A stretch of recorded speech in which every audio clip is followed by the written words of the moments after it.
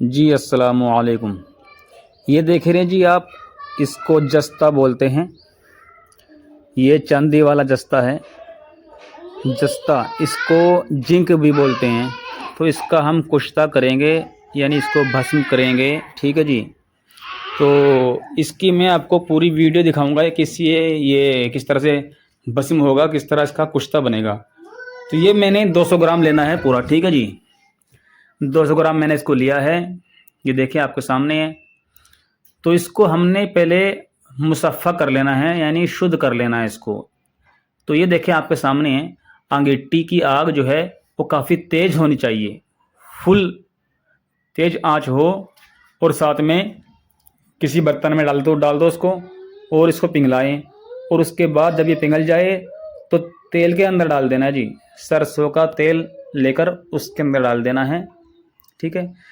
तो ये देखिए मैंने इसको पिघालना शुरू कर दिया। तो इसको हल्की सी आंच कम पड़ रही थी अंगीठी की। ठीक है। ये भट्टी है छोटी सी मेरे पास, इसकी आंच कम पड़ रही थी। मैंने फिर दूसरा सिलेंडर लिया है, मिनी सिलेंडर लिया, उससे इसको पिघला रहा हूँ आपके सामने है। ठीक है जी। तो ये देखिए जी, ये पूरा पिघल चुका है फ़िलहाल। तो जब ये पिघल जाएगा हमने इसको उठा करके डाल देना है सरसों के तेल के अंदर।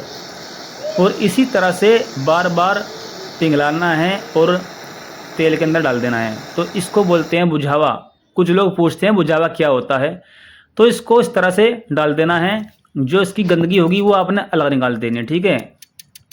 जो अभी आपने देखा अलग से बर्तन में छोटी सी, वो इसकी अलग से जो इसका कार्बन था ये वो था। ठीक है जी। तो दोबारा से लेना है, फिर इस तरह से रख देना है बर्तन के अंदर और इसको आँच में पिघला लेना है। तो इसी तरह से कम आपने 21 बार ये बुझावे देना है। 21 बार, यानी इसको आपने पिघलाना है और तेल के अंदर डाल देना है 21 बार। ठीक है। ये देखें ये फुल गर्म होता है और तेल भी बहुत गर्म हो जाता है जी। ये आपके सामने सरसों का तेल होना चाहिए ओरिजिनल। ठीक है। खुद का आप निकलवा के लाएँ कोल्लू से सरसों का तेल।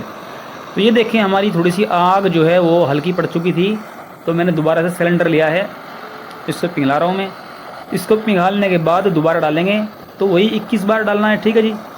तो इसके बाद जो है जब ये पिघल जाएगा तो उस पिघलने के बाद हमने डाल देना है कढ़ाई के अंदर भस्म करने के लिए। अच्छा आपको बताऊं मैं, इसकी भस्म शरीर के अंदर क्या काम करती है। ये भाई कुश्ता जस्त है, जिसको जिंक भी बोला जाता है। ये शरीर की ताकत के लिए होता है, स्किन के लिए होता है, मांसपेशियों के लिए होता है। और अगर बात करें ये मर्दाना कमज़ोरी के लिए होता है। मर्दाना कमज़ोरी के जो शिकार हो चुके हैं बंदे, उन पे काम करता है। इसकी कुछ ही खुराकें बंदे को तंदुरुस्त बना देती हैं जी। ठीक है। तो इसको जो है, जो इसका माहिर होता है ना, हकीम या वैद्य, जो इसको जानते हैं वही इसको बनाए। आम आदमी इसमें हाथ ना डाले। ये देखें ये इसकी जो इसका कार्बन होता है ना, जो किसी काम का नहीं है, वो ये है। एक तरह से ये गंदगी बोल सकते हैं इसकी आप। अब ये साफ़ हो चुका है, शुद्ध हो चुका है। ठीक है। ये आपके सामने है। तो ये मैंने डाल दिया कढ़ाई के अंदर। इसको हम फुल आंच पे पिघलाएंगे और पिघलाने के बाद इसको जो है कुश्ता करेंगे। ये देखें ये पिघल चुका है पूरा, आग जो है बहुत तेज़ है। तो इसको हमने पिघला लिया है।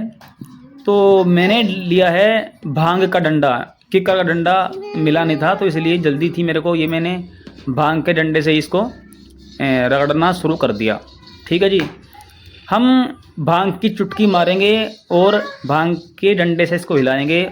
जब भांग की चुटकी ख़त्म हो जाए तो फिर डालना है शोरे की चुटकी।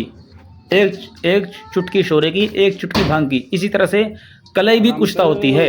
ठीक है। वंग भस्म भी इसी तरह बनती है। ये सिंपल तरीका है दोस्तों, तो इस तरह से आप बना सकते हैं। तो ये ख़ास कर उन लोगों के लिए है जिसकी मनी यानी वीर्य पतला है, और ज़कावत हिस्स के मरीज़ हैं, या जिरियान के मरीज़ हैं, जिसको पेशाब के कतरे आते हैं या वीर्य के कतरे आते हैं, चलते फिरते पेशाब की बूंदें निकलती हैं, ये मान लो मन्नी की कतरी निकलती हैं। ठीक है जी। तो मैं साफ मैं बोल चुका हूँ वीडियो के अंदर भाई। ठीक है। हाँ ये जो है एक तरह से पूरे जिस्म को ये मजबूत करता है और दूध और घी को खूब हजम करता है। ठीक है, तो जो लोग इसको जानते हैं ना, हकीम लोग हैं, वैद्य हैं, जो जानते हैं, उनको पता है कि ये कहाँ कहाँ काम करता है जिस्म के ऊपर। तो दिखाना सिर्फ ये था कि किस तरह से कुश्ता जस्त यानी ये जिंक बनता है, ये किस तरह से बनता है, ये हमारा सिर्फ दिखाना मतलब ये था, मकसद ये था। ठीक है, तो आप हमसे मंगवा सकते हैं कहीं भी, किसी भी यानी इंडिया के अंदर कहीं भी आप वैद्य, हकीम, डॉक्टर जो हमारे दोस्त हैं, अगर हमसे मंगवाना चाहते हैं तो मंगा सकते हैं जी। आपको शुद्ध और साफ़ की हुई अच्छी तरह से अच्छी क्वालिटी की भस्म मिलेगी इंशाल्लाह। ठीक है, तो ये देखें यहाँ पे ये तैयार हो चुका है जी बिल्कुल। हमें इसमें करीब 1.5 से 2 घंटे लगे थे करीब इसको बनाने में, और ये अब जो है बिल्कुल तैयार है।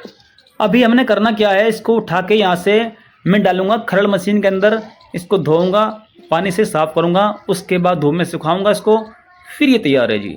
ठीक है, खुराक की बात करें तो खुराक सिर्फ एक चावल दूध की मलाई या मक्खन में रख कर के दे सकते हैं नाश्ते के बाद।